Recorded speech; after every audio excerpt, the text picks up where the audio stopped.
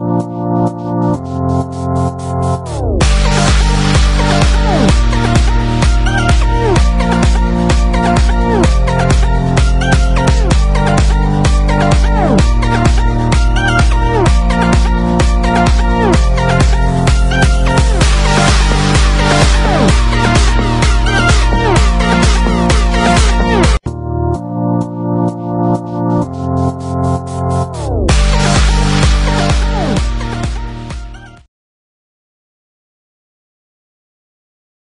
there and welcome to another session of Accountancy for the 11th Standard with me, Vishwanath sir.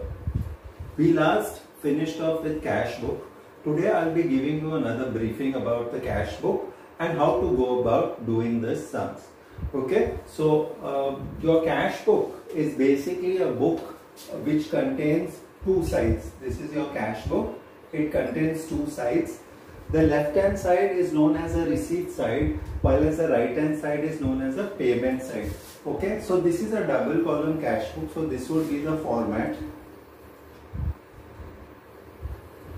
Okay, there's a very thin column here which is known as a LF. There's date. Okay, again the date on this side. The thin column which is the ledger folio column, the cash column and the bank column.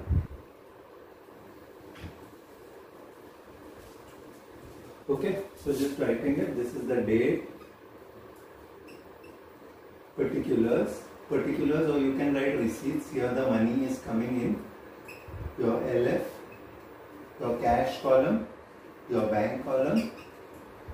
That's why it's known as a double column cash book.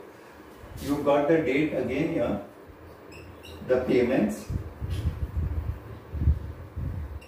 the ledger folio, the cash column and the bank column.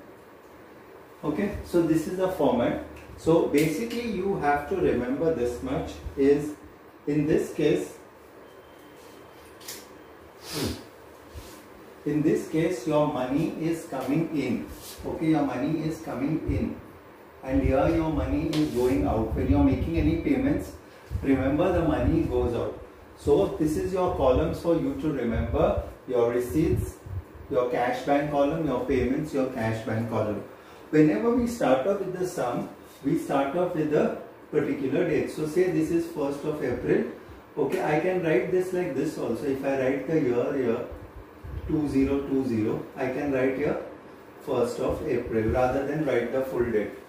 Okay, so here also I will maintain the same thing. I will write down the year. Okay, so the first thing what you're going to do is write down the balance of the previous month. Okay, so this is to balance brought down. Okay, whatever is the figure here and whatever is the figure here, that will be given to you. Sometimes your bank has got an overdraft. In that case, what do? You write it on this side. You write it as bank by balance brought down and you will put that in the bank column. Okay, if it's an overdraft. Okay, any of the receipts, any of the money which is coming inside. For example, you receive money from Manish. Okay, so you write to Manish.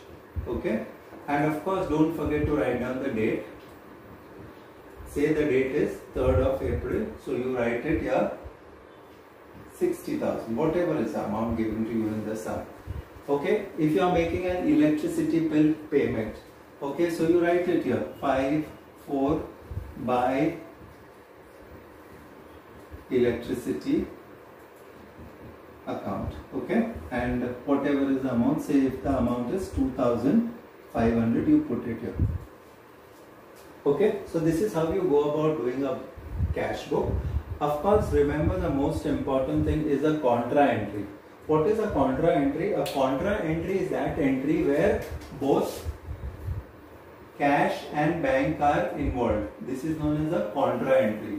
Say for example, you are depositing cash into the bank. The journal entry is bank account debit to cash. Okay, this is the journal entry. Okay, so what you do is that you write down this 2 cash here. 2 is this side. So you write down 2 cash. Okay, say the amount is 2000. Okay, the date is 5th. So you write down, if you are writing 2 cash, you have to write it in the bank column. Okay, now immediately go to the other side, and if you have written 2 cash, on the other side you write by bank. If you are writing by bank account, you will have to write this in the cash column as this same figure. Okay, so this is a contra entry where both bank and cash is involved. Okay, and wherever the LF column is there, you will write a C there, which indicates that it is a contra entry. What does it indicate? That it is a contra entry. Fine.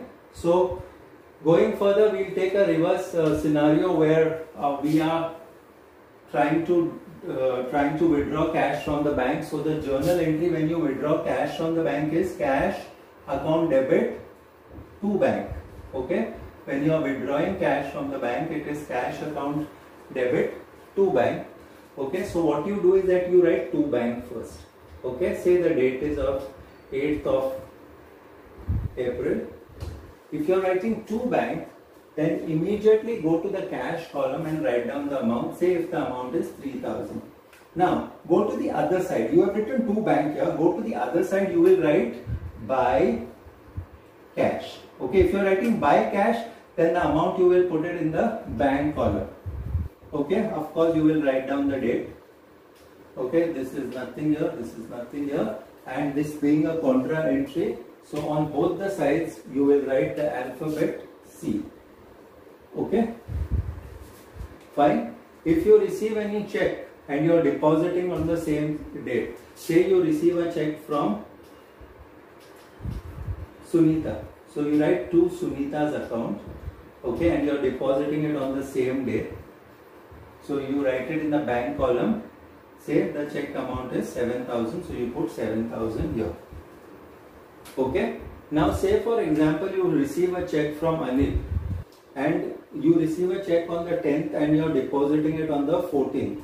Okay, so in that case on the 14th you will write down to check in hand.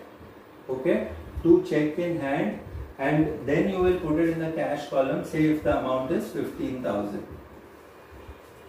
Okay, whatever money you receive, you will put it on the debit side. Whatever money you are paying, you will put it on the credit side. Say for example sales. Sales is you are getting money, so you write to sales. Okay, say the amount is 30,000. Okay, fine. Say you are purchasing something, so it will be by purchase. By purchase account. So this is the 15th of April. Okay, you can take any date, whatever is specified in the sum. Say the purchase amount is 5,000. Okay, at the end of the whole thing, you're going to balance both the sides, and whichever side is heavier, you put it on both the sides. Say for example, your debit side is say 2 lakhs. I'm just writing a fictitious figure, 2 lakhs. So you write 2 lakhs here also, because I assume the debit side is the heavier side, and say here there is 90,000. So the difference 1,10,000 you put here and write down by balance carried down, and this should be on the last date of the month. Similarly, do the same with your bank account. Say if your bank account this side is 1 lakh, put 1 lakh on this side also, and say 30,000 is your total, so you minus that, you will get 70,000. Okay, so this is how you go about presenting a cash book, a double column cash book. Remember, the opening balance is given to you. What you have to be most careful is about the contra entries, and also see to it that your payments is here and the receipts are here. Also remember, there will not be any credit transaction, so you have to write a note below. Why is it a no entry? Because there is a credit transaction. Don't write any no entry here. You will write no entry below the sum. Okay, please do this, please revise this. Thank you so much. This is Vishwanath sir signing off.